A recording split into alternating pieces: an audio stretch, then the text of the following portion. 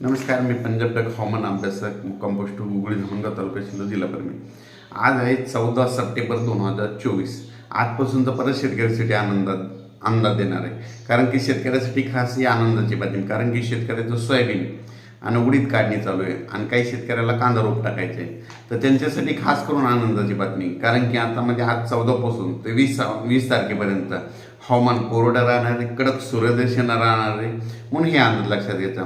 मग परत सर्व शेतकऱ्याला सांगू इच्छितो, तुम्ही काय करा, ह्या म्हणजे 5 ते 7 दिवसांमधून ज्यांचं सोयाबीन काढणी चालेल त्यांना काढून झाकून द्यावा. कारण की त्याच्यानंतर 21 सप्टेंबर ते 2 ऑक्टोबरच्या दरम्यान त्या 10 दिवसाच्या काळामध्ये राज्यात मुसळधार पाऊस पडणार आहे. म्हणून हा अंदाज लक्षात घ्यायचा. परत राज्यात 14 ते 20 सप्टेंबर दरम्यान हवामान कोरडं राहणार आहे. ज्यांचं सोयाबीन उडीद काढायचे आले असेल तर तुम्ही 20 तारखेपर्यंत काढून घ्या आणि झाकून ठेवा. परत कांदा रोप टाकण्यासाठी